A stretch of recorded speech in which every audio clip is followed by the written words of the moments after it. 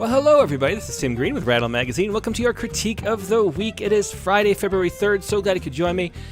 We have a special episode today. We're going to talk about the Neil Postman Award for Metaphor, which I just did the judging for. But then we're going to have a lightning round.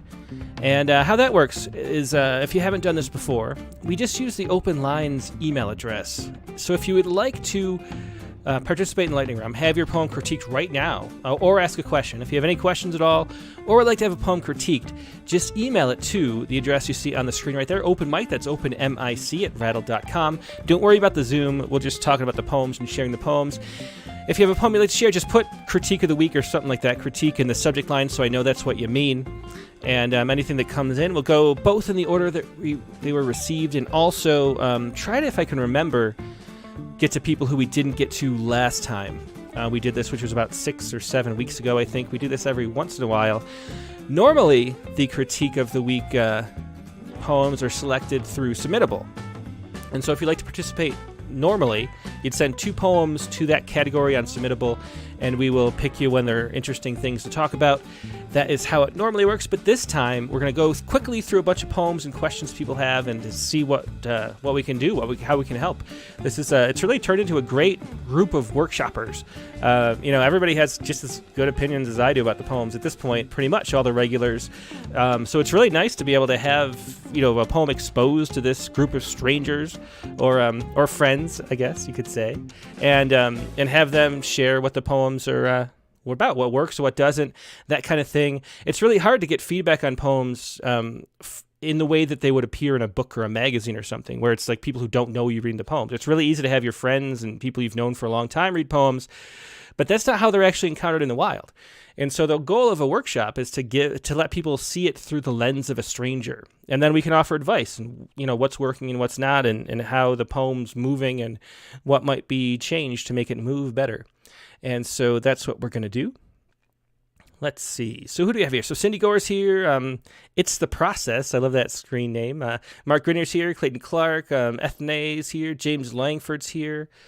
Let's see. Nate Jacob, Dick Westheimer, Brian O'Sullivan, Tom Barlow, D. Coleman, Jay Rongan. Good to see you all. It's over on YouTube. On Facebook, we've got Katie Dozier's here. Nate Jacob. We got Cindy Putnam Guntherman, Sarah Horn. Joe Barca, hey Joe. Jenny Middleton is here. Kimberly McNeil's here. John Atkinson. Yeah, good to see you all. Alexandra Baez, who was critiqued a couple weeks ago with some really good poems herself. I think they were sonnets, right? She had a sonnet. So, Nate Jacob says, this hour is the entirety of my workshopping experience. No pressure, friends. Yeah. So, let's see. So what we're going to do, though, I wanted to talk before we do get into this and give people time to send stuff over. I already have 1, 2, 3, 4, 5, 6, 7 people have sent poems. That might even be enough to cover the 40 minutes or so we're going to work on this. But keep them coming, and we'll get to as many as we can. I don't really have anywhere to have to go, so I can go a little bit over the hour this week. And I think all the people who sent are very conveniently people who haven't had a poem critiqued in these lightning rounds before either, as far as I know. So that's perfect. So great. Thanks, everybody, for doing that. Okay, but I wanted to talk about the Neil Postman Award for Metaphor first, because that is a prize that we've been giving out for about 15 years, I believe, maybe even longer. Maybe up 15 years, I'd say. And that gives now $2,000. We keep doubling it. That gives $2,000 to the best use of metaphor in a poem that was submitted to Rattle in the last year.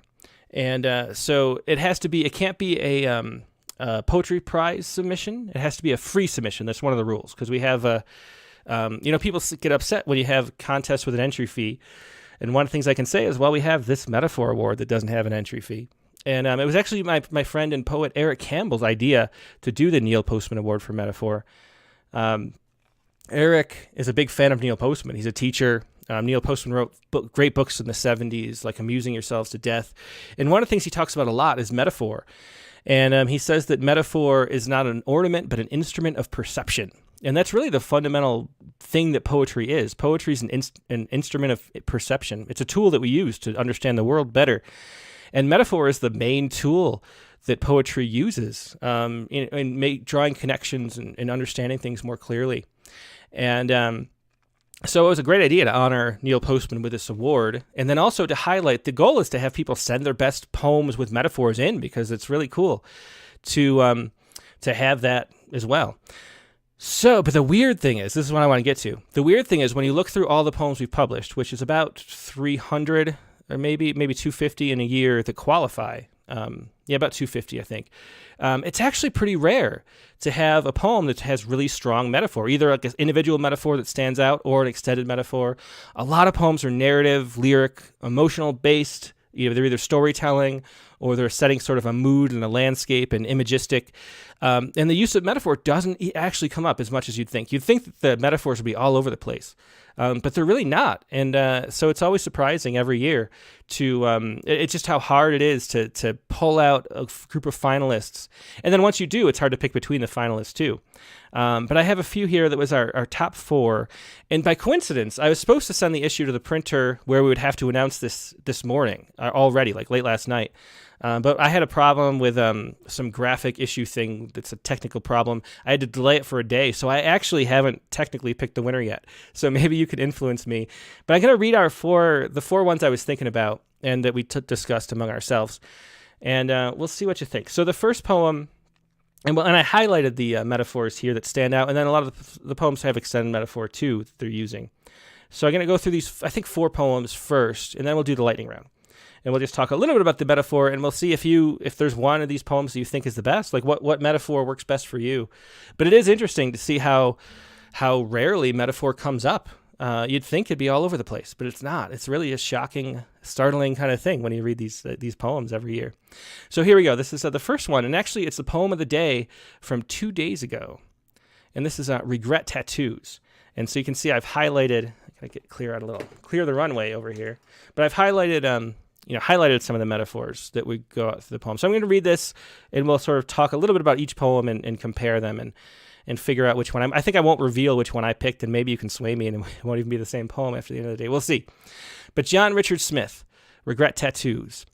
That tattoo artist said, everyone with multiple tattoos has at least one regret tattoo. Slip a thumb in a belt loop, yank down their jeans a bit, and voila, an infinity sign their best friend inked in with a safety pin, weeks before they stopped speaking.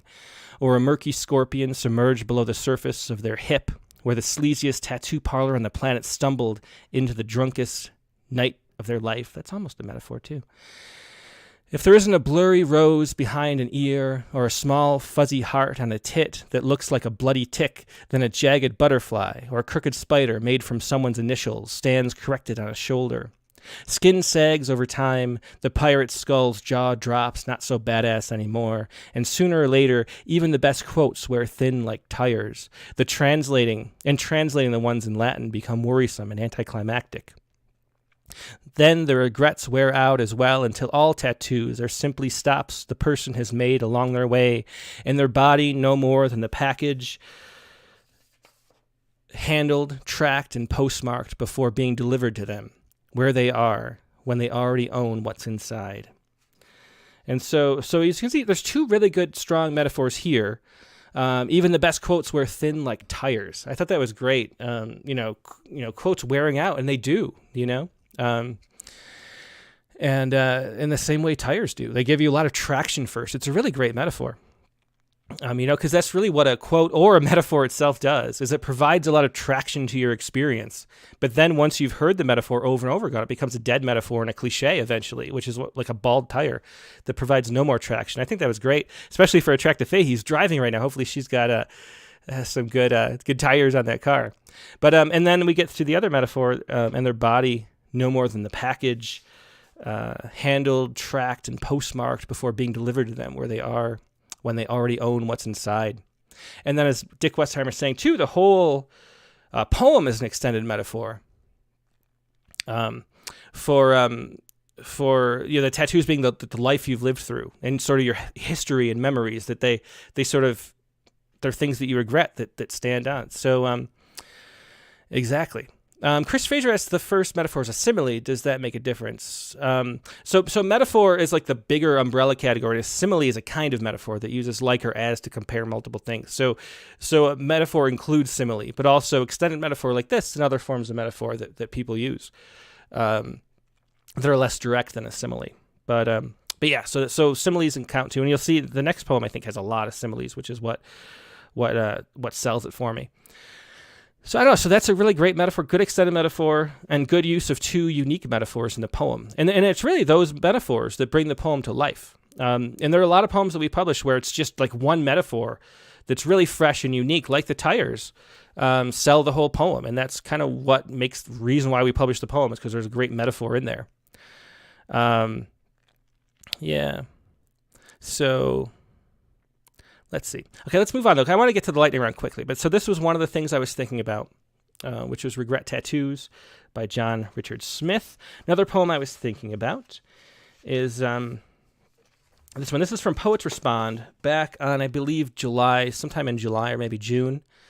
And this is At Least Something. Maybe I should tell you what the poem's about before, just because it's Poets Respond.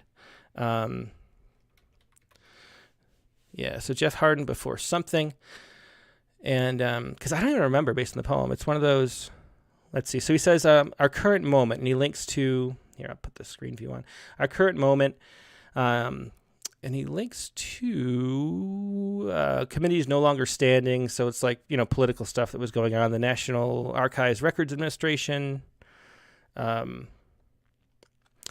so anyway, seems more and more shaped by and interpreted through rhetoric. Let me get rid of these boxes too, so you can see this better. Interpreted through rhetoric intended only to further a narrative. The possibilities of language, it seems to me, are thus diminished so that we all must live in an impoverishment of meaning and connection to others. In a world where talking points hurt my soul, I write and read poems to remind myself that I have one and that language can have other purposes beyond the political. And so a similar issue to the Ron Recky's poem that we just published on Tuesday is the Poets Respond poem about the divides we have in the way that everything is narrative in our political universe, which is in a weird way comprises like almost all the news. Like there's a way that people almost think that news is synonymous with politics, the way it's set up. It's an infotainment industry. And so this is a poem about that. But let me do the highlighted version, though. So there's some great metaphors here, and you'll see these are all similes, like Chris Kaiser pointed out. But here's At Least Something. Politics is but a narrow field, Thoreau is the epigram. Politics sounds like geese honking inside an oil drum, calling it a sanctuary. Politics is performing surgery on a thing already dead. A shaker chair is art, and art is not business, and business is not theology, although some people act like it is. They split words' interiors to blow up other people's words. Politics, 1862, 1945, 1968, this very moment which rebukes every other moment. A doxology of plays heard by fewer and fewer. I would prefer things work, but they don't. They burst, collapse, disintegrate. Politics obliterates him. Politics is a window onto a wall supporting a dome, keeping the heavens out. Rhetoric is not rumination, but ruination. It runs roughshod and ruins a nation. The connotative overtakes the denotative. The figurative stands no chance against the literal. Rhetoric isn't an orchard where stillness reigns. How lovely, a word like rains. It sounds inside the inner ear and seems to solemn ever outward, touching blossoms bees visit, hillsides streaming away, and hollowed out beech trunks found by jays and vireos. How lovely, too, the idea of hollowness, how absence is all it is, but at least that's something, as it was in the beginning when a word spoke and everything began to happen. So I remember taking this poem from Poets Respond, and it was the metaphors that made me take the poem. Even the connective tissue is nearly as engaging, but calling politics, and this is the thing, a metaphor changes the way you think. That's the whole idea of the metaphor as an instrument of perception. And so this image at the beginning, politics sounds like geese honking inside an oil drum. Nowadays, I think of that like 6 or 8 months later, as I'm, someone standing up on stage talking about something else that's just BS. And it sounds to me, I just imagine that geese honking inside an oil drum, calling it sanctuary. And it's just, and then there's other great poems too. With also this politics is a window onto a wall supporting a dome, keeping the heavens out. I mean, what a great image that is. And and so just great metaphors in this poem. Let's see what everyone's saying about it too. I gotta look at the comments. Yeah. Yeah, exactly. So these are just great metaphors throughout this poem, and you can see that the poem's not really an extended metaphor. It just has a bunch of lists. If you look back to the Neil Postman Award winners, some of the poems are poems that have like 5 really good metaphors. One of them just has one great metaphor. It's that at the office party by Kristen Aptowitz. They have that the line about the scissors, the gaggle of I gotta look it up. I can't remember exactly how it goes.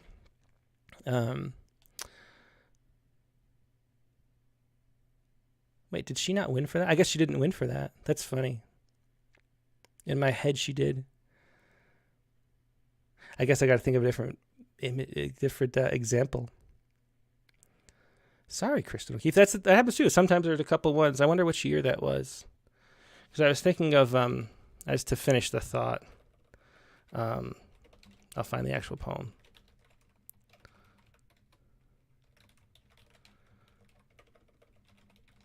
Okay.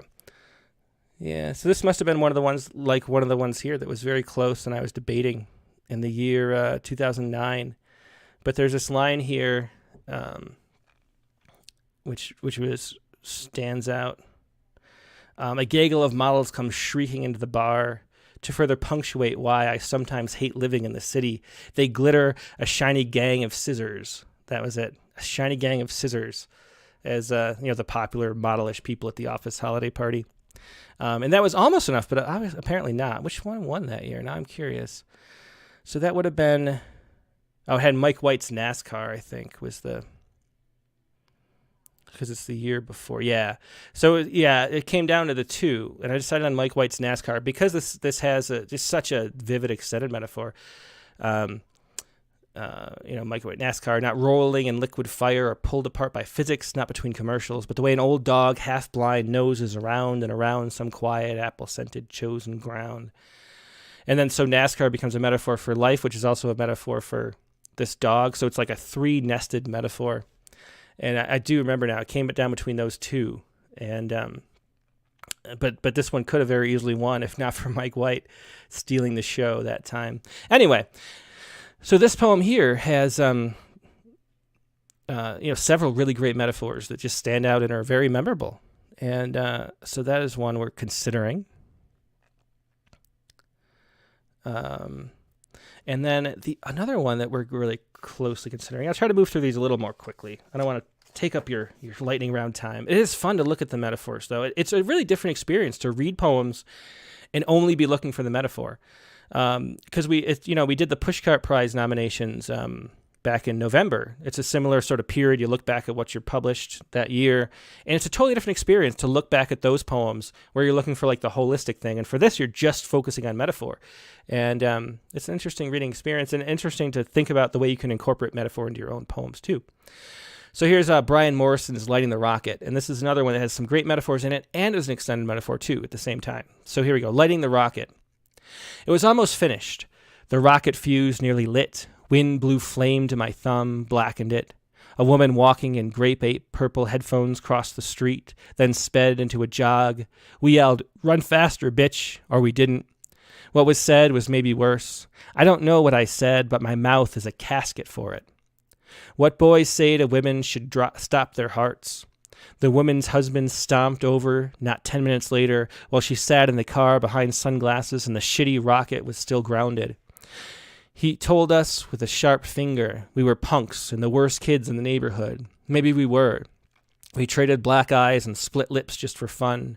We threw ice cubes and eggs at the gas station that sold us cigarettes. Misogyny was a word we didn't know yet, and we were heart-shaped, beating ourselves against rib cages to the end moment. The man was one of us, and we knew it. My grandpa used to say he held his mouth right, and he did. The lips just so, teeth set in seethe. The polyurethane caked on his chest from the fridge factory on Stoll Lane was proof enough. Stupid, he said. We knew our father's fists better than any teacher's best efforts. The man eyed the rocket, us. He saw the shame in our faces, said, "Fuck it, let me," and grabbed the lighter out of my hand quick as rainfall. The brush of his watch over my thumb was lightning to sand and left what felt like a jagged glass shard spiked into my skin. He said, "Women shouldn't be afraid to walk the sidewalks around you idiots," as he hiked up his gray Saturday sweatpants, picked up the rocket, shook it, pulled the fuse out. It pulls out and lit the fucker. We all watched. Close-lipped, we held our mouths right as the white-blue cylinder flew up steady in a high wave, was left thrown by the wind, then thudded down like a shot bird across the field. The woman, headphones looped around her neck, stepped out, picked up the rocket, and set it at our feet with a shark-eyed glare under raised shades. You'd be cuter kids if you smiled more. The rocket smoked right there until it didn't. And so the metaphor of the rocket is sort of a shame at our past and the way our words sort of fizzle out. There's a complicated metaphor in there that the rocket itself through the story is holding up. The way we shoot our mouths off is an expression, and but then they come crashing down and are just fizzling there, meaning nothing over time. And so the way that the kids do that, where they yell "Run faster, bitch," is like the rocket launched out. So it's a great extended metaphor, and then it has some great metaphors here, even some I didn't highlight because I don't want to highlight all of them. Then the whole poem is sort of pocked with highlighter, but still, a lot of great metaphors there. We were heart-shaped, beating ourselves against rib cages to end the moment. And so also that quick as rainfall. And then the brush of his watch over my thumb was lightning to sand and left what felt like a jagged glass shard spiked into my skin. Very vivid metaphor for that feeling of contact. So good poem there. Let's see. Yeah, so it's really, as you can see, it's really tough to decide between these poems. And yeah.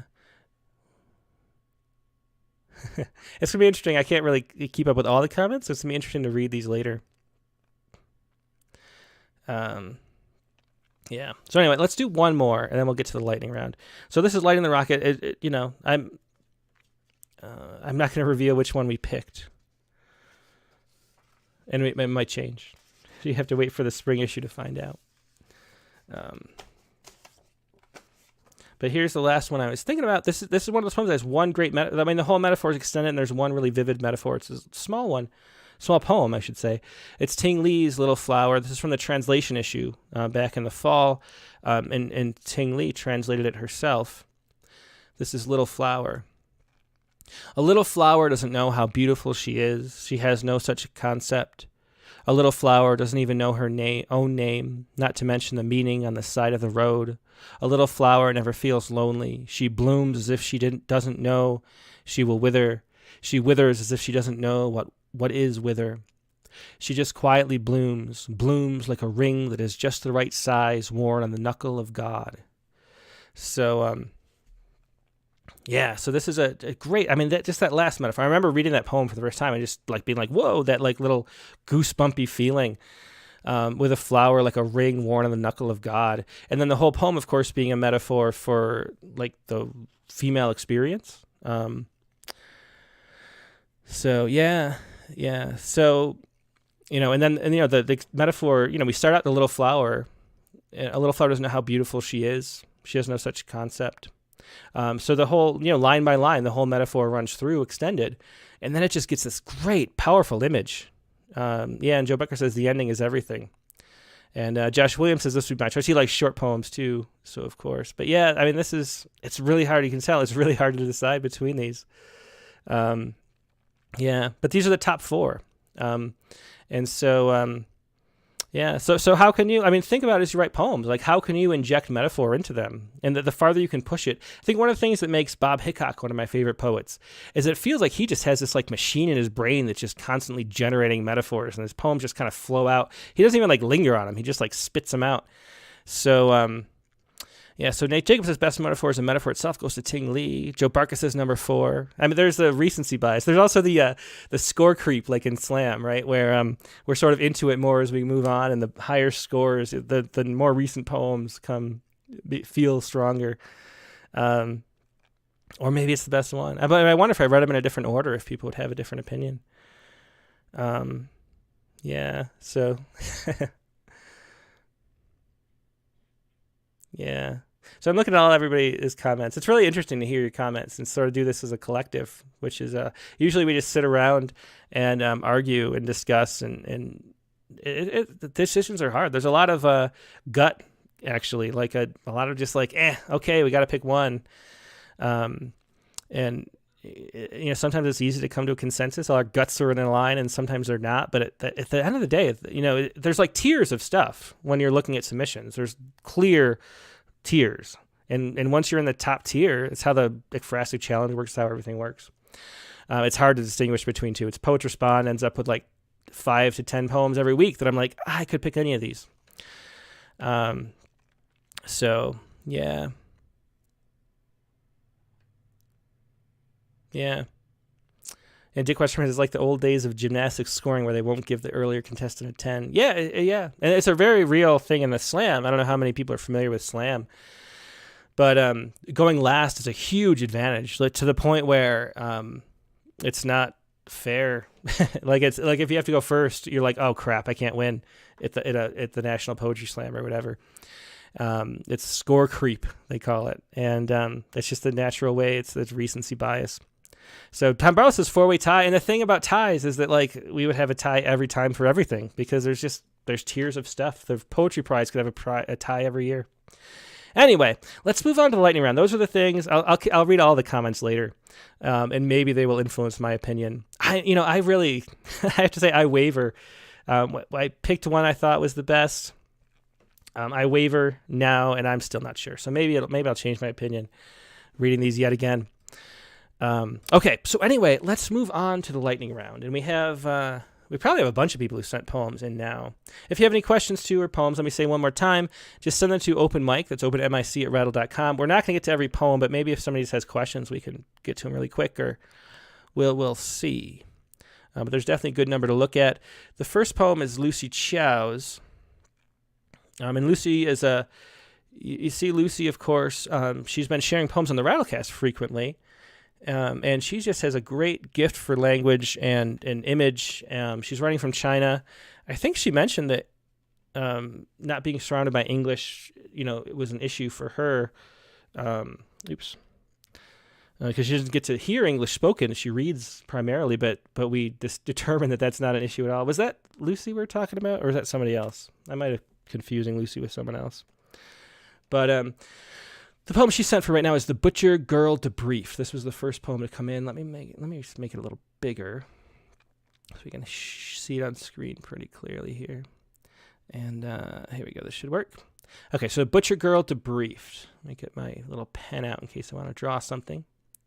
Okay. Is that going to work? Pen? Do I got to click on the color? There we go. Okay. Butcher Girl Debriefed. I married my butcher husband. I took up the knife to prove myself. A butcher girl is a curiosity, like a goddess born from a stone. I took up the knife to prove myself, worthy of honest work, a good life. Unlike goddesses or gemstones, I could not afford to be precious. This was honest work, my good life, being a pig blood-letting machine. I could not afford to be precious. Born a beggar, life is a brutal battle. Being a pig blood-letting machine, brought me offensive odors, odium. Some, not knowing a beggar's battle, fussed about the lot of animals. Hang on 1 second, I gotta make sure. Okay. I wore offensive odors, odium under perfume and obliging smiles. As for the lot of these animals, pigs are just meat, meals in this world. Under perfume and obliging smiles, I live-streamed stabbing throats. Pigs are just meat, meals in this world. 1 near million liked my videos. I live-streamed stabbing throats. To some's disbelief, others' disgust. One of those who liked my videos reported me, got my account banned. I debunked disbelief, defied disgust, told him I killed hundreds each day. Today could get my account banned, but I love my job. It's gritty glory. My record was 600 a day. Folks invited me to pig-killing feasts. I love my job. It's gritty glory. My conscience is not guilty. Folks invited me to pig-killing feasts. I cherished every morsel of meat. My conscience is not guilty. I've bought a house and a Benz. I cherished every morsel of meat. Grateful that life yields its gifts. I've bought a house and a Benz. Killing has changed my destiny. To the hard-working life yields its gifts. Don't pity pigs. Don't pity yourself. Killing has changed my destiny. I don't have brains. I have my hands. Don't pity pigs. Don't pity yourself. Slaughterhouses will always be. I don't have brains. I have my hands. Prepare others neat, clean meat. Slaughterhouses will always need me and my butcher husband. Folks who dare not met their meat butcher me with fear and curiosity. So, very interesting poem. This was she read this on Poetry Spot or on the Rattlecast last week or 2 weeks ago, maybe. And I think it's edited since then. I sense a difference. And this is it a pantoum? Is that the form of, do pantoums have 4-line stanzas? That's one of the forms that I always look up and have to remind myself. Yeah, 4 lines. So it is a pantoum. And so the last line here, like a goddess born from stone, repeats as a altered 3rd line here, and the other one is what is it? So there's 2 that alternate, right? I have trouble with pantoums. So just remembering the form. Okay, so it comprises a series of quatrains. The 2nd and 4th of each become the 1st and 3rd of the next. That's how it is. Okay. So anyway, so it's a pantoum going through, and you can make a pantoum as long as you want. They're usually shorter than this. And that my main comment on this poem would be that it feels too long. So I'm really engaged. I mean, as always, every time Lucy reads her poems on the Rattlecast, I'm really impressed by just the imagery and the language is so strong and so evocative. They're great poems. And the only thing here was that it feels like maybe it should be a third the length, or a third less, or maybe half the length, something like that. It feels like it goes on too long, and I wonder if it could be condensed, because as we're reading, I'm really, really engaged. And then around this section here, why is my pen not working? Pen work. Let's see.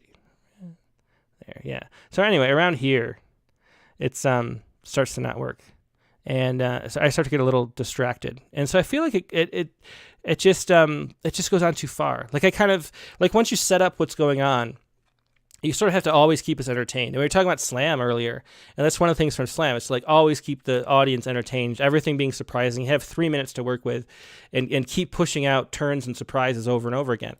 And what happens with this poem to me is that I start to understand what's going on, and I'm, as in that process of understanding what's going on, I'm completely engaged and loving the poem and really into it. And I like the form too. I like the repetition. I think it works well.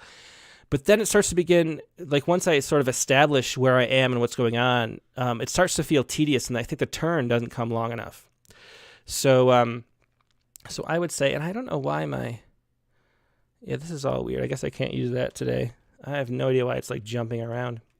But so I would sort of make it about this long, and sort of take the good stuff from the last half of it, and save that, and just try to condense the poem so it keeps our attention longer.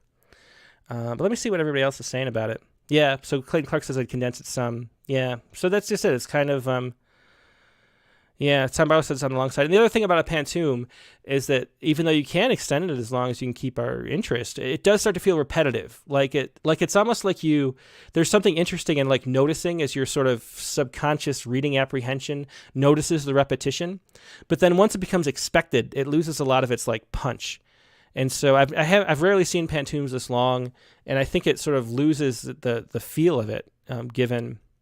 Yeah, and so that's it. It's a really simple edit, I think, is just condensing it, keeping the lines that work and sort of weaving it backwards so it fits more. I guess since it's a pantoum, it's a little more tough to cut than a regular poem. But yeah, I'd find a way to pull this back because it feels repetitive. And I think because it feels kind of repetitive as it goes, it's a little easier than you might think to cut it back because we're repeating the same sort of subject matter, so we can just say it fewer times. So make it shorter would be my suggestion for this, and that's what everybody's saying in the comments too. But just great, vivid work as always. Yeah, and so Nate Jacobs says, too, also there could be a bit more tension to make this more interesting. The subject is horrifying. I want some mention of beauty to set it off in greater relief. That's a good point, the contrast principle, too.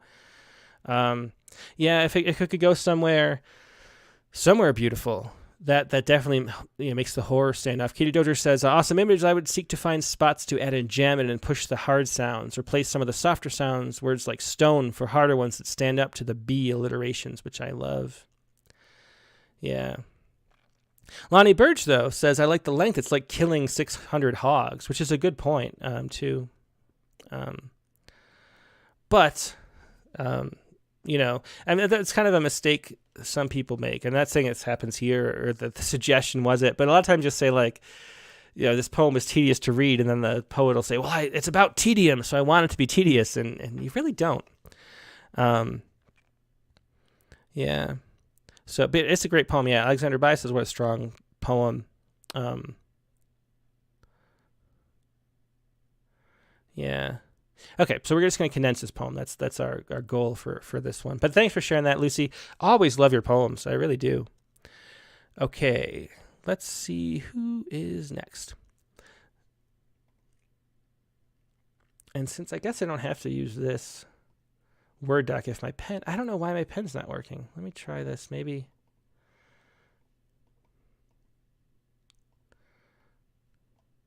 Yeah, it's like it jumps after I circle it, so I can't do anything. That's weird. Let me try it. Yeah, that's strange. Some setting must be strange, but I'll just look at the poems a different way then. Makes it easier anyway. So next up is Angela Gardner. Angela, I think she had like the last poem that we didn't quite get to last time, so this is perfect that she sent this in. Angela, you recognize too from the Rattlecast. This is If We Could See Danger Sooner. And yeah, I think I'll just show it this way because might as well do it quicker. There, get rid of that blackness. Okay, if we could see danger sooner. When I was growing up, I was afraid of it. The circle metal grates that hold blue flames and the popping sound when the match lights the gas stove. My mom's warning, sleeves that lean would catch fire and burn on my body. What if my stomach ache was from its fumes? I thought of a story I heard about a house on a street that blew up when gas escaped. The boiling water from a pan fell on my sister, and our dad had to take her to the hospital. Now I have my own house, an electric stove with other man-made gadgets and appliances. The new ones too, like the battery chargers that heats your living room until it burns. I'm still panicky of the dangers of fires that I can't yet see in my environment. But what if I lived in a town where polar bears walk down main roads and schools locked down with kids and their teachers scared to leave? Except one young mother and her son who's trapped outside with the snow and a hungry bear. Very interesting poem there. That was If We Could See Danger Sooner. Let me see if Angela said anything. No. Okay. So, yeah, so if we could see danger sooner. And I think, too, again, similar to the last poem, I think that it got a little long for me. Oh, you know what? That's why I want to do it this way, because I can't see the comments. Hang on. Let me actually go ahead and do it this way. Because I want to be able to see all your comments as I do it. And if I have it on the screen on my Chrome, I can't look at so let's look at it over here. Is that still working? Boop. There we go. Okay. So... yeah. So I feel like this, it gets a little long to me too. So when I was growing up, I was afraid of it. The circle metal grates that hold blue flames and the popping sound when the match lights the gas stove. So first of all, this is a sort of explanatory type title. And then the first line though really pulls us in. So I think it works. Like the title isn't extremely vivid or interesting, but, it sort of sets the thing up, and then we jump right into an actual vivid scene, so that makes the poem engaging right away. My mom's warning, sleeves that lean would catch fire and burn on my body. And so that fear from an early age, I think we feel that too. I think it's a good start to the poem. What if my stomach ache was from its fumes? I think maybe you could use another question here. What if my stomach ache was from its fumes? What if blah, blah, blah? I thought of a story I heard about a house on a street that blew up when gas escaped. The boiling water from a pan fell on my sister, and our dad had to take her to the hospital. Now I have my own house, so maybe this could be cut. This part. It feels like this was getting a little too... The turn to the polar bears was surprising later, but it feels like it took a long time to get there. So I think it feels like it could be tightened up. And maybe this is a thing that could be cut. So if we just... I thought of a story, because we sort of move the boiling water... I think the issue with the boiling water thing is that we talk so much about the gas. We're talking about the danger, but there's like an imbalance between... so since there's just 2 lines about the boiling water, if you want to include the boiling water, it feels like it should be a little longer and a little more drawn out, I would say. And so just 2 lines makes it feel like we haven't heard enough about it. We're kind of like blow past it, and it doesn't really stand out as much. And then it feels like the poem goes on too long because of that. And so weirdly, I think the poem would feel like it doesn't have to be cut if we expanded that, which is a strange thing that happens sometimes. Now I have my own house, an electric stove with other man-made gadgets and appliances, new ones too, like the battery chargers that heats your living room until it burns. I would like to see this, like the new ones too, like the battery chargers. I think this would work better as like a list of a few things and really cutting to the chase a little more too. So like the new ones, like it's a long explanation for this, and I think it could be condensed. And maybe added with his example, so it takes the same length, but we get a lot more stuff. Because that's the part where like we're set up for a list. I'm still panicky of the dangers of fires that I can't yet see in my environment. But what if I've lived in a town where what if I lived in a town where polar bears walk down main roads and schools locked down? No comma there, by the way. And schools locked down with kids and their teachers scared to leave. Except one mother and her son, who's trapped outside with the snow and a hungry bear. So it's a very interesting turn, these last 5 lines. And I think one of the reasons, too, that it feels like the poem could be condensed again is that this turn doesn't last very long.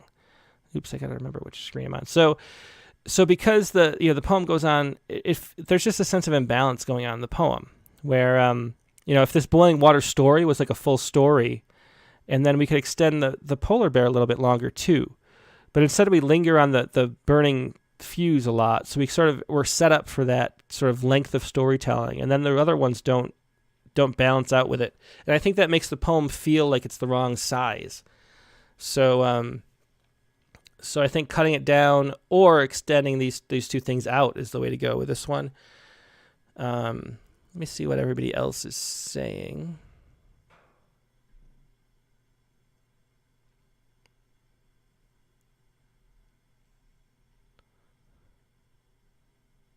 Oh, yeah, that is just a typo. That's why I read it wrong. So it should be, Nate Jacobs says accept, not expect.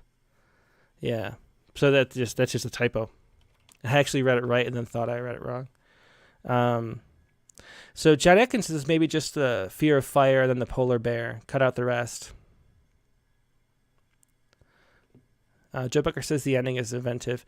Yeah, and so that's the thing. Cindy Putnam Gunderman says it's not just about the stove. It's about how she's always afraid of something, and that's the way anxiety works. It's like a slot that has to be filled, and so if you solve the thing that's giving you anxiety, and that problem goes away, the part of your brain that needs to find, I mean, it's actually a function in your mind to have a worry, and there's this process of like there's a portion that's just always generating something just to make sure your attention is on something that might kill you.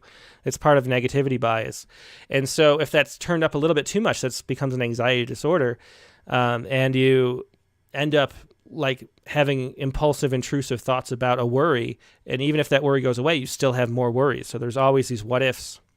Alexander Baez says if what if sentences are kept, I'd like to see these ending with question marks, not periods. Yeah, so that's a good idea. Sort of mentioned the what if questions.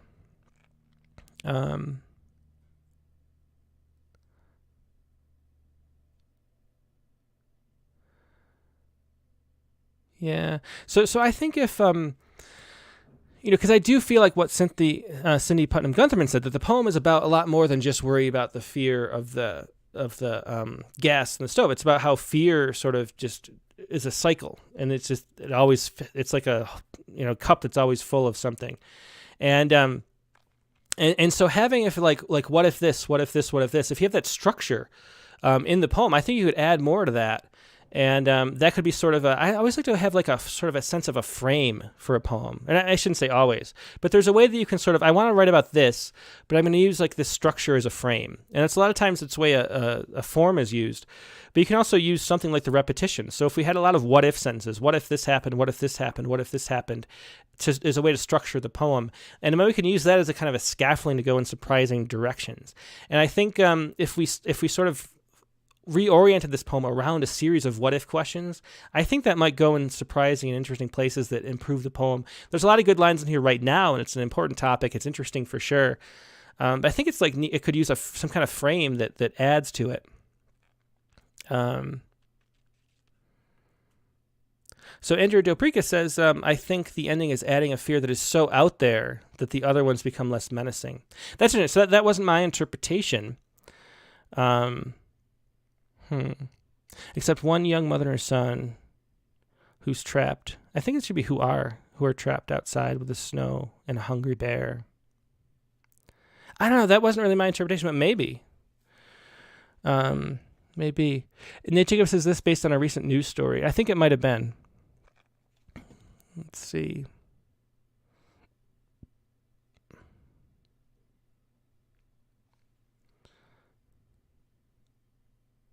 Yeah, so Tom Barlow suggests this. He says the first line doesn't serve the poem well, and I actually kind of skipped over that. I said I liked the beginning, but you're right. The first line, yeah, it doesn't. It's the second line with the grate and the blue flames that sort of bring the poem to life. And so, what if this was the title instead, and we cut the title like that? That's something we might want to think about. But anyway, I think having some kind of way to write through. I think a nice thing to do sometimes if you're trying to make a poem come more to life is like imagine an actual character. This is something that Jack Grapes did in his method writing workshops. But you imagine the poem is like being spoken by an actual character that you invent, and so and you can even like have a bad Southern accent or something and read the poem that way. But a lot of times if you push the poem through a frame that's a little different than just what you're straight telling, that can give it a lot more energy. And I think that would really work. For this one, I like a series of what-if questions. I think that would add to it.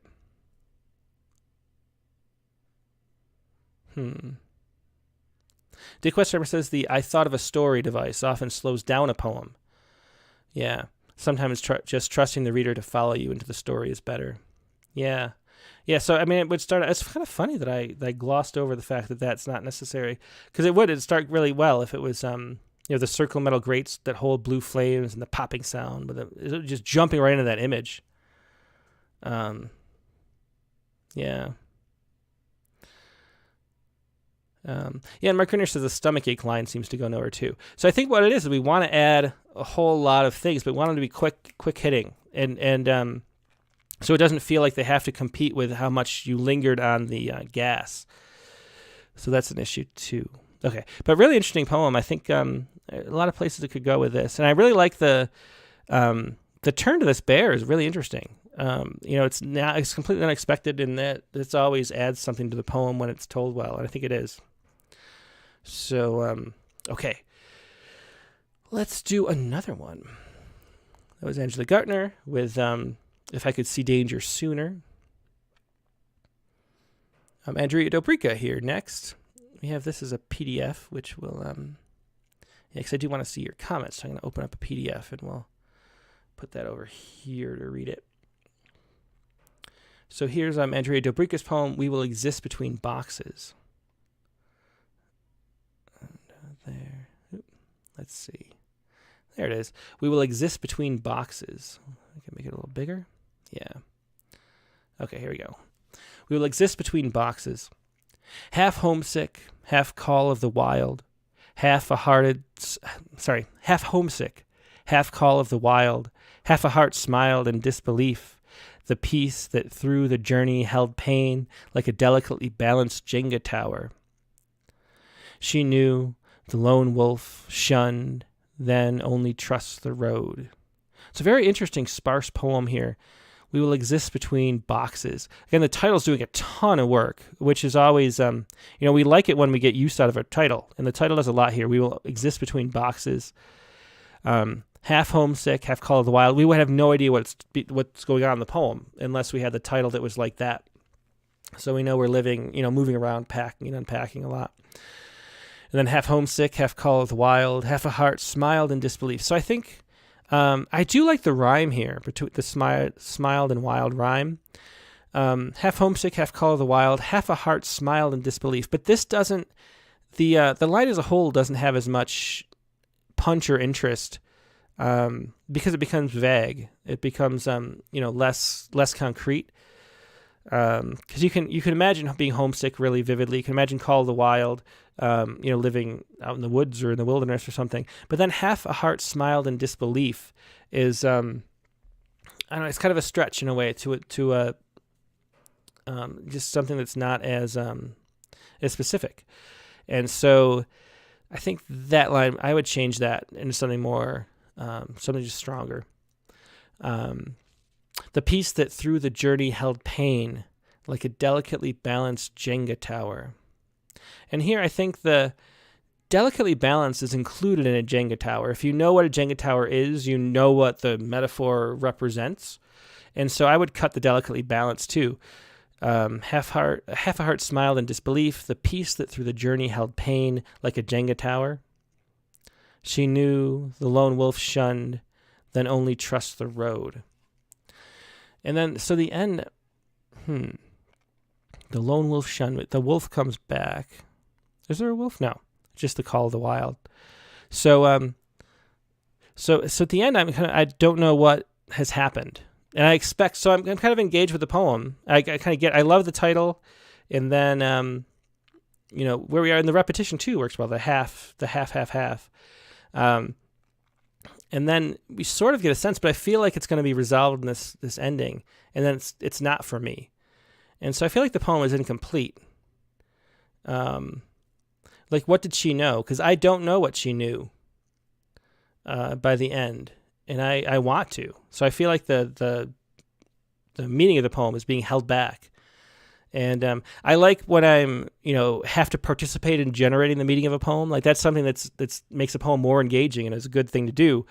But here it feels like I'm not given enough to participate in that and create the meaning. And so I feel a little lost and sort of left out. I feel like the she knew, we know what we're talking about, but you're not telling us. And so I think the poem needs more revealing.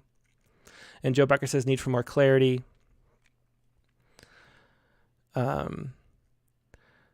Sharon Friday says, how about half a heart smiled at the end? And maybe that would be good. Yeah, half a heart smiled. I like the rhyme. I like the sound, especially in the beginning. And maybe the poem was condensed up, then we wouldn't sort of feel the need to have more explained. If it was even, it's again, there are these gray areas where if you went one way toward a super minimalism, like Mike White with a NASCAR that we talked about earlier, it works a little better.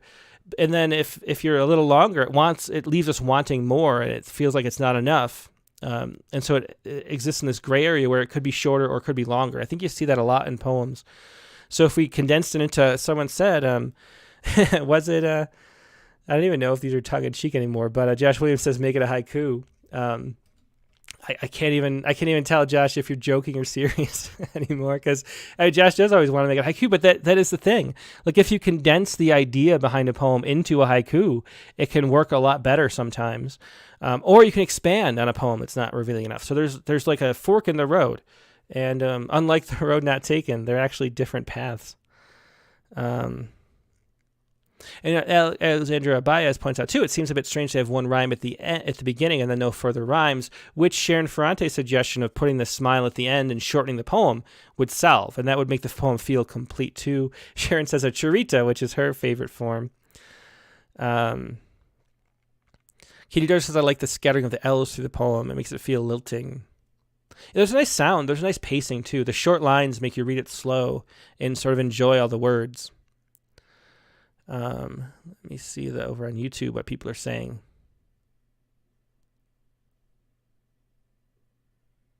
Tom Barlow says, I find the copyright disturb the page appearance a distraction. Yeah, one thing, you probably shouldn't put the copyright down, because if you're submitting the poem somewhere, Andrea is in a different country, though. I can't remember where she lives. She mentioned it at some point. I think it's in Europe, Eastern Europe somewhere, I think. I can't remember. She's here, so maybe she can tell us. But and I always get confused about copyright because I know the U.S. law very well. I don't know international European copyright law. I mean, everything is sort of similar in most Western countries, at least.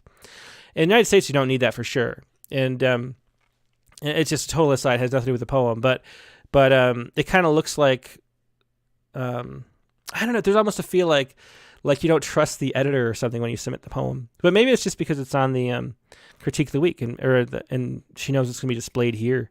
Maybe that's why, and that's not a terrible idea. But copyright in the United States is automatically created when you create some new intellectual property. So you don't really need to show it. It doesn't really have a whole lot of meaning. It's already yours.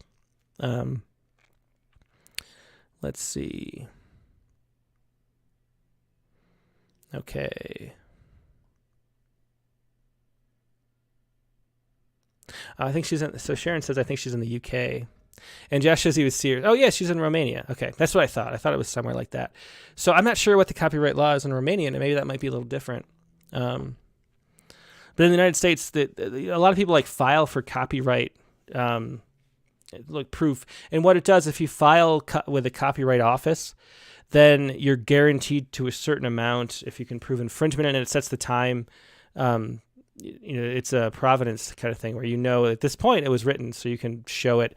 But poems have so little financial value that no one's really stealing them in a way that you can prove damages, and you already own the copyright too, it's the Copyright Act of 1976, which is what applies to everything. But I don't know how it is in other countries for sure. And Nate Jacob says, make it a book-length epic. Alexander Bias says, I like the Jenga Tower simile, creates a clear image for me. It does. So I think this is a poem where it could be really tightened up even shorter or expanded and explained more. Because I just don't feel like I don't know enough of what she knew. So that's my... and if it's a shorter poem, you don't have to. I wouldn't feel like I needed to. But it's long enough where I feel like I'm left out. Josh Williams says, we will exist between boxes, a Jenga tower of heart pieces. Yeah, I mean, that's how, see, if you shrink it into a haiku, it doesn't have to be a haiku, but look at Mike White's stuff that's 4 lines long, or just epigrammatic poems. There's a whole bunch of ways, or a charita. There are ways that shrinking it can make it really work. Katie Dozier says, unbalanced between the boxes, Jenga. Yeah, this works. Jenny Middleton says, I like this poem, though, and want to read more. I think I would lean in that direction of explaining more, because I really love the title. I love the idea of it. I can feel that there's a lot of meaning behind the poem. I just don't feel like it's been shared with us. And so, I think you can condense this up a little bit so it's just two, and then explain and push the poem farther. John Atkinson says, I love the end to go back to the Jenga game and not bring in the road and the wolf. Yeah, I mean, the road and the wolf is what it's about, though. And so, yeah. That's good. So Andrea says she's going to play with both shortening and lengthening it. Yeah. I mean, play more. I mean, iteration is part of the process a lot of times. Okay. So let's look at another poem. And next up is Clayton Clark. And a question. So Clayton says, I wrote this for the prompt that was, find a boring article and see where it takes you. Question, I didn't plan it to happen this way, but it did. Oh, wait, sorry. I didn't plan it to happen the way it did, but does it read that way? So does it seem planned, even though it wasn't planned? Well, let's see. Let's put this here.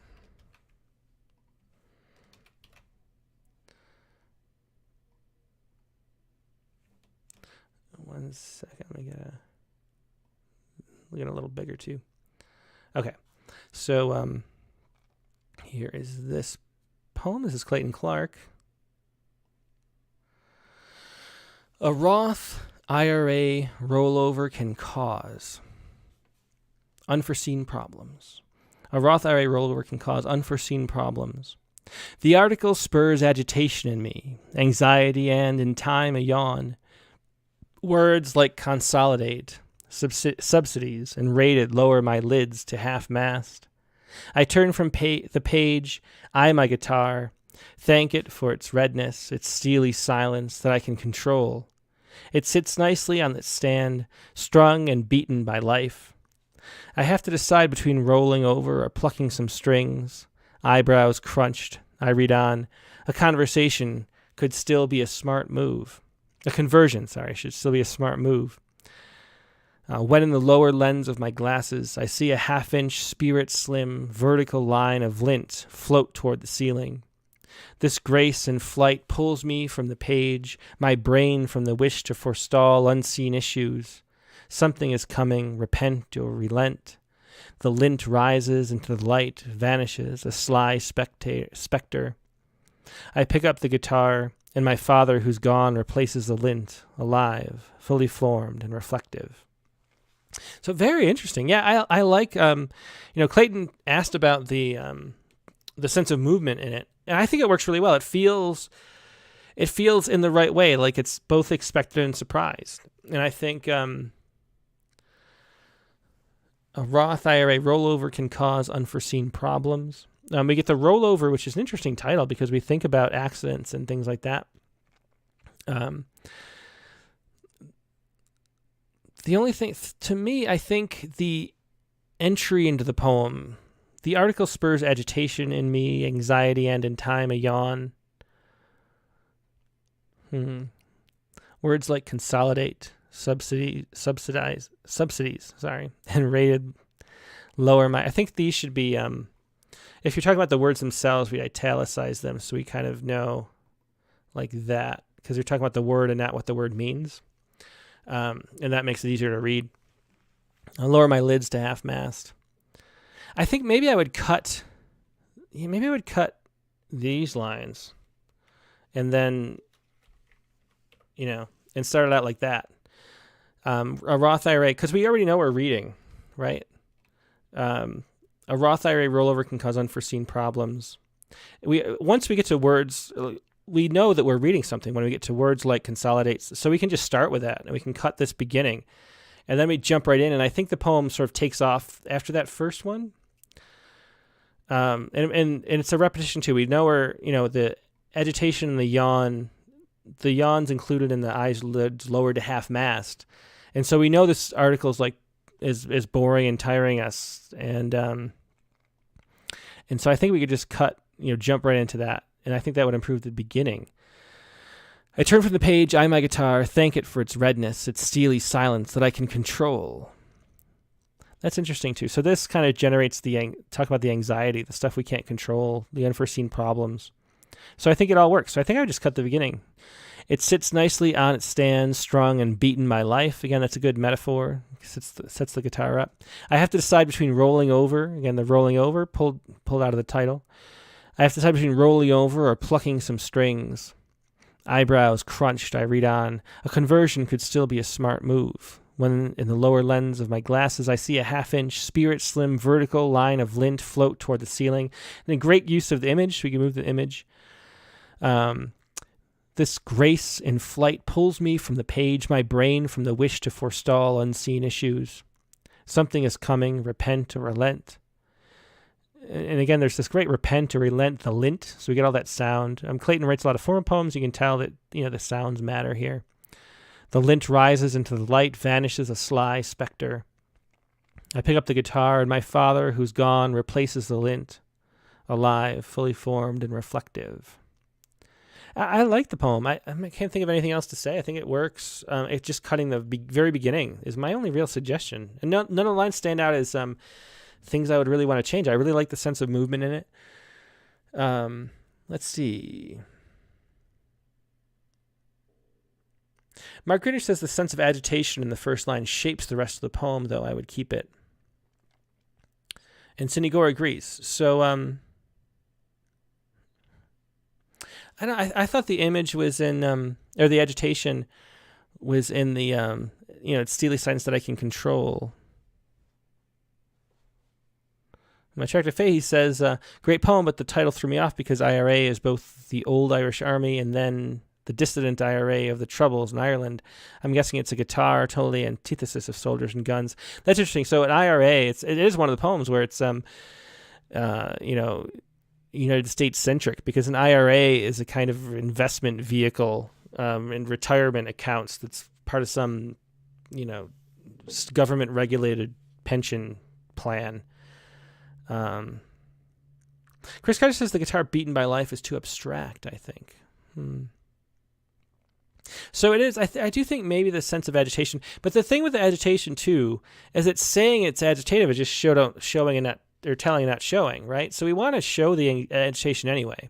If the agitation isn't shown, saying it in the first line doesn't really make you feel it anyway. So, so maybe what we can do is spice up some of this so the agitation becomes a little more clear. And to me it was the control kind of worked, and then there's like a frustration to it. Like I have to read this because it's important.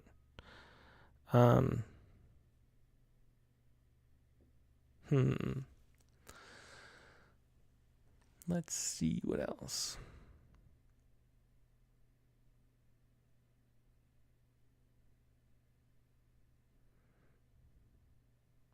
So John Atkins says, it's a very good poem, nice movement, nice observation of lint moving. And Alexander Bias says, I don't get why the poem ends with referring to his father. This didn't feel set up. So I think that's what I like about it, though. I like the surprise, because you don't think, and probably because we do need to sort of modify, even though this is an actual title to an article, I hadn't even thought about it being the Irish Republican Army, but that's a serious thing that a lot of people would think. And also, if you even just, don't think of it that, but just don't know what the acronym stands for, then you'd be a little lost. So I think maybe, the Roth IRA is the whole thing about it. I'm not even sure why it's called a Roth IRA. I think I have a tiny one. But yeah, so I think that needs to could be clarified a little more, just so people don't get confused if they don't know what that is. But that's the reason why the father comes in, I think, was his retirement as part of the poem. And so, like, even though I'm thinking about my own unforeseen problems, I'm thinking about something that happened to my father without, like, realizing I'm thinking about it. And then my father appears in the dream, maybe his, like, advice to prepare for the future, something like that. And I like the sense of movement. It was like, that's what I meant when I said, like, it's a surprising place it goes, but it feels to me like it was there from the start at the same time. Yeah. Josh Williams says it's named after David Lee Roth. And I think he's joking about that.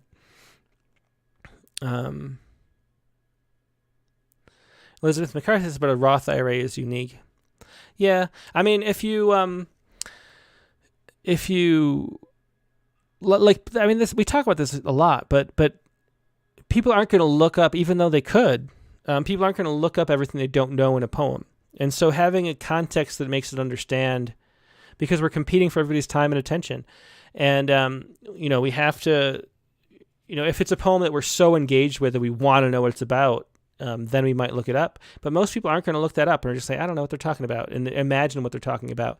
And so providing the context for words that readers might not know is something that you want to think about doing.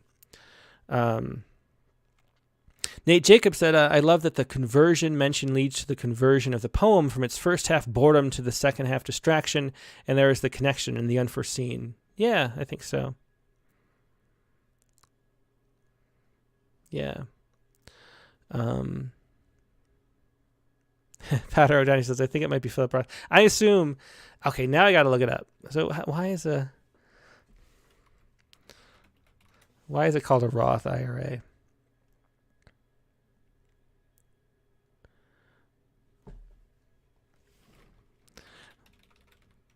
I do look up stuff, but I know most people don't. It's named after the late, I thought it was going to be named after a senator, named after the late senator from Delaware, William Roth. It's become a savings option followed by the Roth 401k in 2006. Creating a tax-free stream of income is a powerful retirement tool. So invest, people. Invest. Also compound interest and all that stuff. Anyway, yeah, so it's after William Roth. But thanks for those. You almost got me. I almost thought it was okay. Okay, I think we should probably move on. Oh, it's 10:11. Time flies when you're doing a lightning round critiques. I guess it's not as lightning as I'd hoped, but it's so fun to do these. I want to talk about all the poems. Let's do one or two more, and then we'll have to call it a day. Sharon Ferrante has 4 haiku, which will be fun. It'll be changed up a little bit. Then we have, yeah. Okay, we'll do 4 haiku by Sharon Ferrante.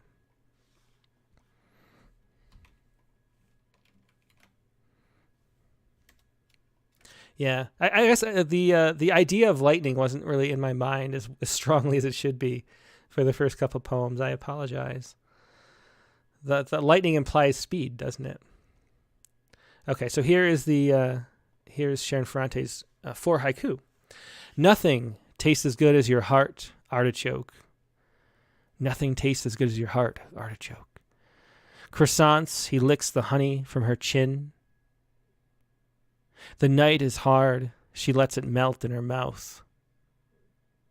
In his absence, she sucks on sugar cubes, drinking absinthe. So they have the cut in the sort of sense of that haiku moment that you want, where space is sort of ephemeral. Time and space almost don't exist in a haiku. They have that feeling there. Nothing tastes as good as your heart, artichoke. I think that it's interesting that the choke in this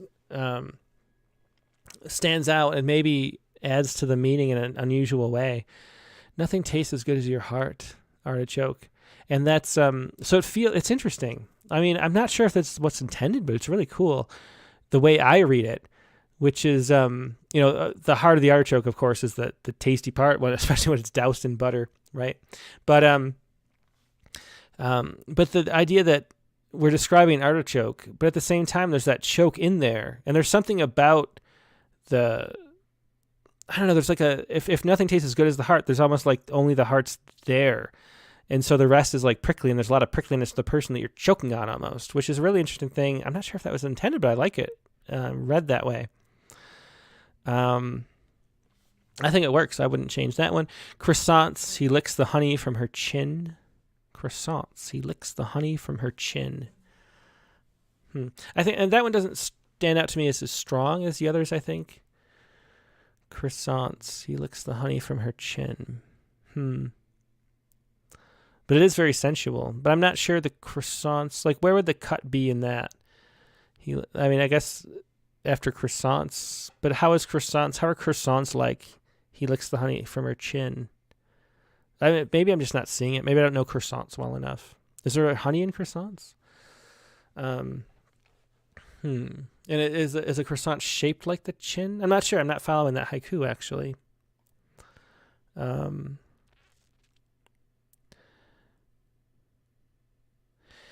Millen says, and this is what I wanted to point out too. She says, I think there's a sense of consumption and loss in the food imagery that links with relationships. I do like the I do like the way that they're linked clearly, and they all sort of work on the same. It's a series of haiku instead of just individual haiku. And yeah, Elizabeth McCarthy says they are sensual. They really are. Katie George says the cut is the layer of her chin. Yeah, I don't know. That's the one I'm just not really seeing myself.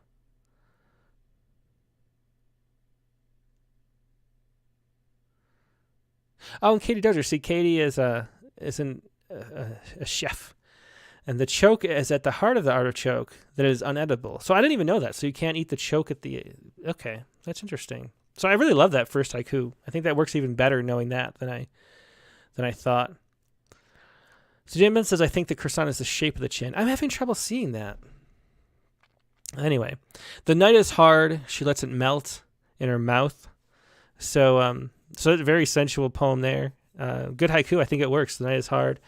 She lets it melt in her mouth. I think that's great. Great cut. Great. We know what we're talking about. In his absence, she sucks on sugar cubes, drinking absinthe. I like that too. It's a very subtle cut there after the cubes, but I think it works really well. So I like the 3 a lot. This one I'm just not seeing as much. Josh Williams suggests shortening it even more. Instead of the night is hard, just saying hard night melting in her mouth, which I do think it's even better. Kay says, damn, gonna need a fire extinguisher in here. And dessert time, anyone? Yeah. Okay. I think the goal was to see me blush. But thanks. Thanks for sharing those, Sharon. Yeah, they're good. I think I don't know. We do with haiku, because we do, as Josh Williams talks about here, with his edit, which I think is an improvement. Hard night melting in her mouth is even stronger than the night is hard. She lets it melt in her mouth. We want to condense as much as we can. We want to have a sense of sort of emotion with as few words as possible. And if we can cut stuff in a haiku, because we don't have the 5-7-5 rule, which we know is wrong, Sharon obviously knows it's not, because she's having shorter haiku here. These are the size of like real haiku in Japanese. And we can cut it down even more, because we just want that sort of short feel. Or there can be 1-line haiku or 2-line haiku. It's a really open thing. It's that it's one breath. It's that one moment that contains a whole lot of stuff jumbled up and lets us have a sort of a leap of imagination, that haiku moment. And so if you can cut, it just makes it stronger. And so I think hard night, hard night melting in her mouth, I think that works really even better.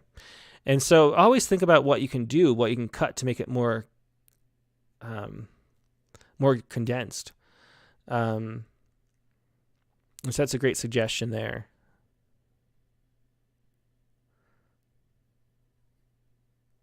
So Alexander Bias says, I don't get the overall message of this set of poems, if there is one. So haiku have the moment that they're describing, and then linking them together. We're getting a sense of the story of a moment in this night, I think, through the meal. So I think it works really well. Mona Lisa Demoniscus says, loneliness, starvation, consumption, and obsession are the themes. And I think, we move through the night in that way. I think they work together. They don't have to. Like, you just have a haiku sequence, and that's fine. But I think they do work together in this instance. For the croissants, Chris Kaiser says make the croissants a 3rd line. And we could do that. He licks the honey from her chin croissants. I do like that a little better. I still have trouble seeing how, to me, I think the comparison between croissants and a chin doesn't feel on.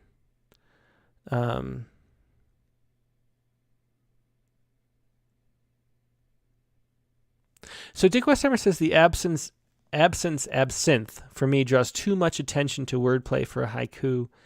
I'd love the haiku more if it was some other drink. I don't know. I kind of like I like the wordplay. I mean, haiku can play too. But I do wonder if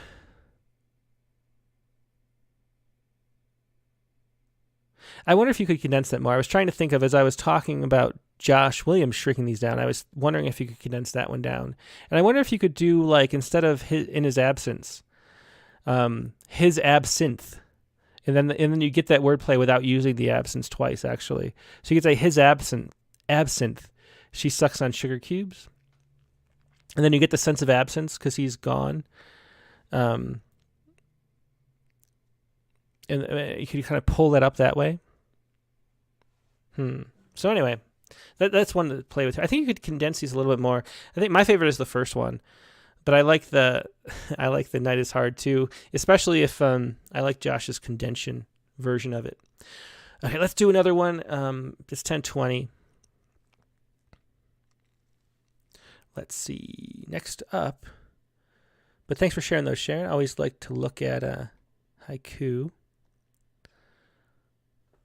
Maybe we can do 2 more. What the heck? Oops, so this is Catherine Patton. I mean, I just like doing this. I should be doing other stuff too, but it's just fun. Okay, so this is Catherine Patton. Some commentary here, as you can say, question. Always good. Is there enough of a turn? Is it readable without punctuation? Otherwise, it's comma hell. That's what Catherine Patton asks. Here is the house. Sorry, let me get a drink of coffee. If we're going to do another 10 minutes, let's do a whole drink of coffee. Okay. The housewife and the atheist. The more my mother depended on Jesus, him taking her elbow, mom leaning in, the tooth of the rough fabric of his wide shepherd sleeves itching her forearm without her usual complaints, the more she stumbled on her walk in the world, even as she proclaimed she could feel him guiding her way, the more my father fell to remembering the woman at the bar, that bit of exposed bra kissing his chest, as he held her close for the slow-moving country western song, the more Dad stole a moment to feel again her exultant tremble, even as he held his fork in midair above his plate, while Mom said the blessing before dinner. So to the second question first, is it readable without punctuation? I say yeah. The poem here is done what sort of has to be done in a poem without punctuation, which is it tends to have to be short lines. It has to use stanza breaks wisely. I do the train poems, I call them, where there's no punctuation, but there's sort of tabs over throughout, like a prose poem. That's a way you can do it too, to have some kind of breaks up, so it's not just one stream of text. But you need a little more breakage, a little more white space in a poem without punctuation, and I think that works. I didn't have a problem reading any of it. So I think that's good. Is there enough of a turn, is the question. The housewife and the atheist. And let me read it one more time, because I wasn't I was paying so much attention to the punctuation and the sound of it that I wasn't paying attention to the meaning, to be honest. The housewife and the atheist. The more my mother depended on Jesus, him taking her elbow, Mom leaning in, the tooth of the fabric of his wide shepherd sleeves itching her forearm without her usual complaints, the more she stumbled on her walk in the world, even as she proclaimed she could feel him guiding her way. The more my father fell to remembering the woman at the bar, that bit of exposed bra kissing his chest as he held her close for the slow-moving country western song, the more Dad stole a moment to feel again her exultant tremble, even as he held his fork in midair above his plate, while Mom said the blessing before dinner. I think while Mom said the blessing before dinner, I think that's enough of a turn too. I think the poem works really well. The housewife and the atheist. I think maybe the title could do more. I think the title doesn't add a lot. Because I think we get, it's sort of in a way the title explains one of the details that we want to get from the poem, and so then we don't get to figure it out ourselves. And so, and it doesn't really add things in a way. Like when I talk about a title could add more context, it's always like we don't know where we are in the poem. And so the title is a way you can get the context in there. But this is adding to the meaning of the poem. And I don't think we want that. We want the poem to have its own meaning. And so I think it maybe highlights too that this one's a housewife, the other's an atheist and one's not. And I think maybe it's not worth adding. I think I'd do something different with the title maybe. But I think the poem moves really well. It wouldn't work except for the ending here, where we come back to the moment. We know that the dad's here thinking about it. And then Mom said the blessing before dinner. And that contrast is really strong. And I think that's a good sense of movement. I think one phrase, her exultant tremble, is a little too abstract and over the top. I would sort of fix that up a little bit. So that and the title are my only two suggestions. I wonder if, let's see. Yeah. So Tara Meselik McMahon says, good line and stanza breaks to me, reads effortlessly, really like this poem. Yeah, me too. Mary Lisa says, I'm the worst at titles. If you haven't heard, this was Kim Stafford. I keep bringing it up because I thought it was a great suggestion. He says to write a simple short title that's descriptive, then a long title, and then a weird title, and pick your three. So you force yourself to iterate, and then pick your favorite of those three, and usually it's the weird one. And that's what I would, if the title was something that just felt like some detail about maybe the husband or the wife, one of the two, that isn't in the poem and doesn't really make a lot of sense, but then it kind of does. That's the kind of thing you want to look for. Like, what kind of detail could bring one of these characters out? Like, I don't know, she uses her apron as a pot holder. Like some kind of detail like that sort of draws a character and makes us interested in the poem, but doesn't like force the meaning on us. I think something like that would be helpful. Josh Williams, though, the simple, I think Josh Williams means the title, Grace. Just a one word, grace. The more my mother depended on Jesus. I like that a lot too. I think that would work really well. So that would be like the simple title that Kim Stafford's talking about. And you can, do 3 titles like that, see which one feels the best, like reading the title on the poem. I like the idea of Grace as the title a lot. Good suggestions today, Josh. The last 2 have been very helpful. Okay.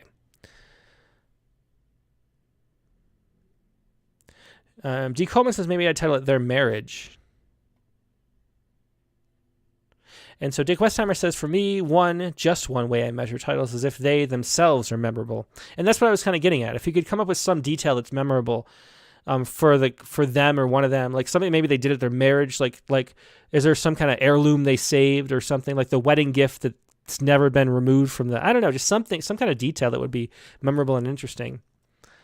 But then too, a word like Deb T says, like grace, that has a lot of reverberation through the poem would work really well too. Okay.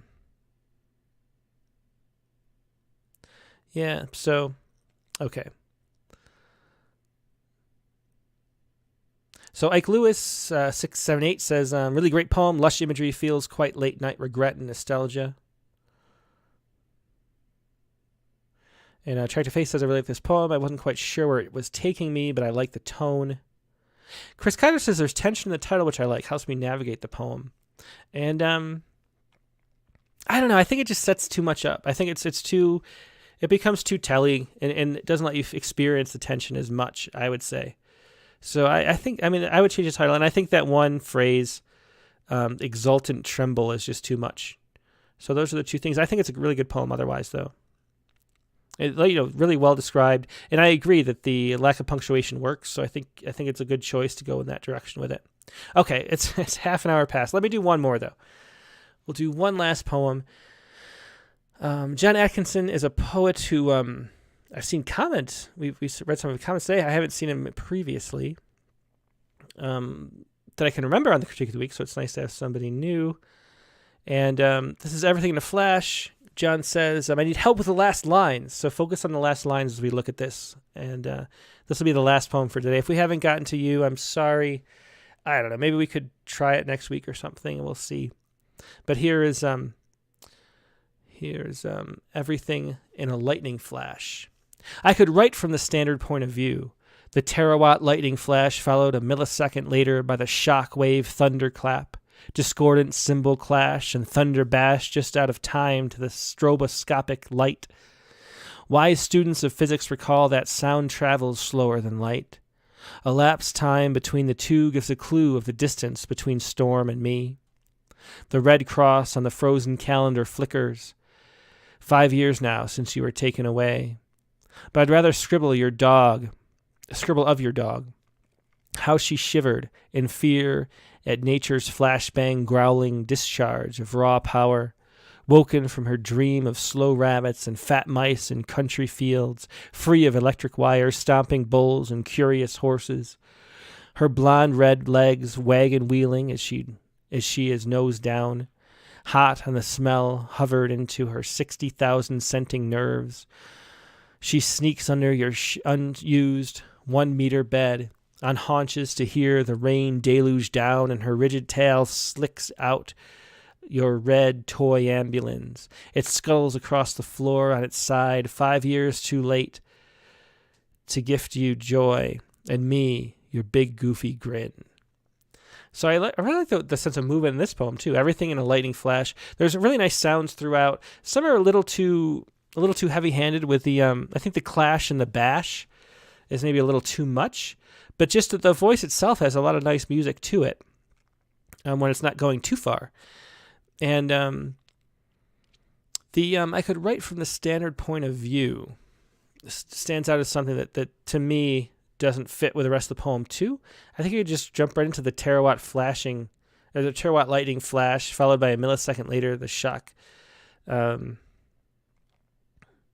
discordant cymbal clash and thunder bash just out of time to the stroboscopic light.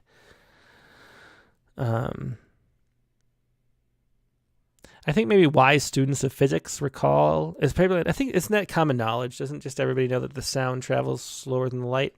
So maybe we could say we know that sound travels slower than light, and then you get to condense it more.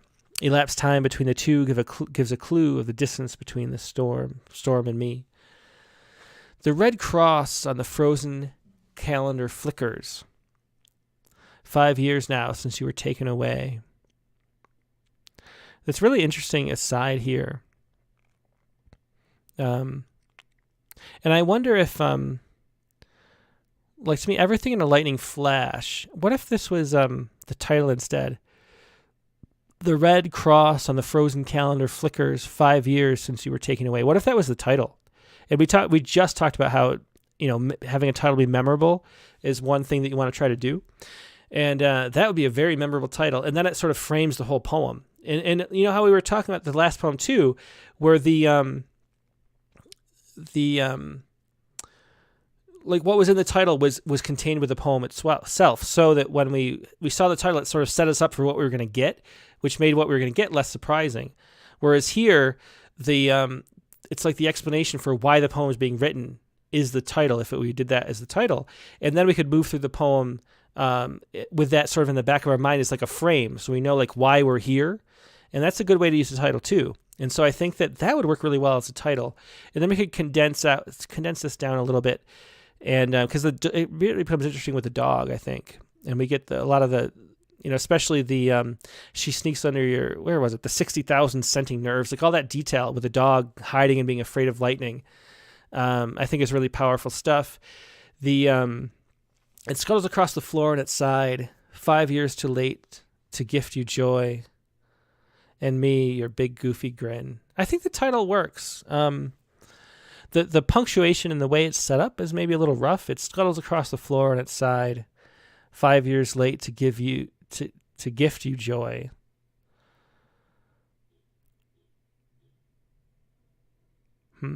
I think I don't know. I think the title works. Not the title, the ending. 5 years too late to gift you joy. I think the way with that semicolon, I think maybe if just this was a dash, the semicolon and then the dash here, which should be an M dash and not an N dash or not a hyphen. Up here too, you want to make sure you get an M dash, which is the long dash. There's three sizes of dashes. There's the N dash, which is actually just supposed to be used for dates, which is the medium-sized one. There's the hyphen, which is for dividing words. So I tripped over, if you go back, I tripped here because I was expecting it to say like Dogville or something because it's a hyphen. But it should be an M dash, the longest one, which is Emily Dickinson thoughts jumping to something else, that type thing. So, but anyway, I think maybe an M dash there, and then no punctuation there. I think that would work better. But I think that where it goes is really interesting. I mean, I think it's really, really touching to think about the way that, the dog gave joy, and then the grin too. I think that works as a title. Let's see what everybody's saying. Yeah, so everybody likes the title moved up. Let's see. Where's the M dash on my keyboard, says Nate Jacob. On Windows, Alt 0151, which is one of the things I type very frequently. Yeah, that's the alt code for it. I think alt codes work in Mac too, right? Potter says, hope this poem isn't true. And yeah. Katie Georgia says M dash is the best dash. It definitely is. And Alexander Bias says great contrast in tone and theme between the first stanza and the following ones. Yeah, I think so too.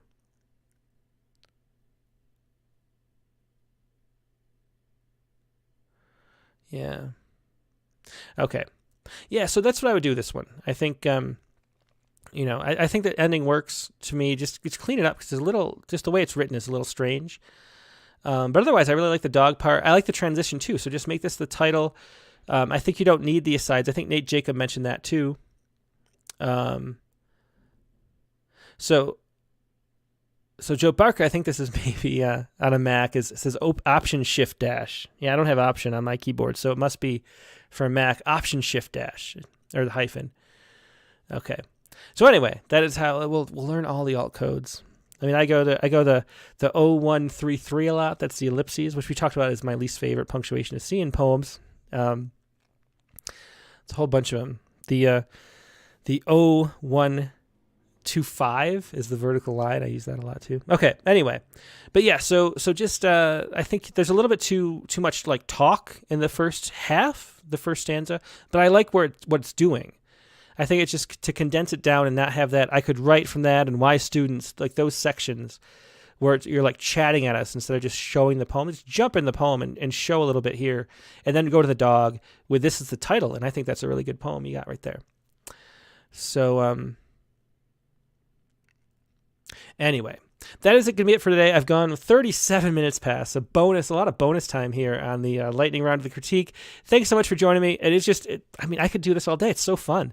But I can't because I have to deal with the spring issue, which has some technical difficulties that must be fixed. So anyway, that's the critique of the week for today. Thanks so much for joining me. It is always a pleasure.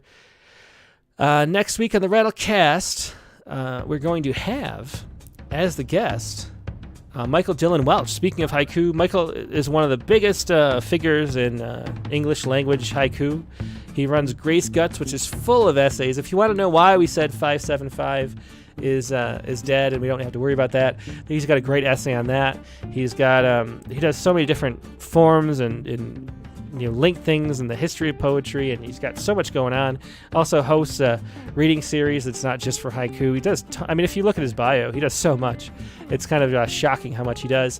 His most recent book that we have here is Dancing into the World, from the Tonka Society of America anthology, but there's so much we can include of his, including ebooks and things online. There's so much to go over. I'm not sure how we're going to organize it, but we'll figure it out. That's Railcast number 180. The prompt for this week was to go to Quora.com, which is a website that it has, you post questions and so-called experts claiming to be experts.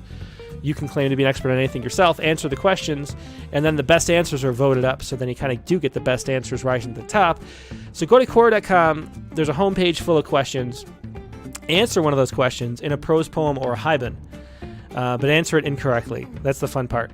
And then if you want, post your poem as an answer to that question on Quora. That'll be fun too. You don't have to do that though. But that's Rattlecast number 180 with Michael Dylan Welch, Monday, February 6th, 8 p.m. Eastern, 5 p.m. Pacific. Hope to see you then. Hope you have a great weekend in the meantime, and I will talk to you later. Goodbye.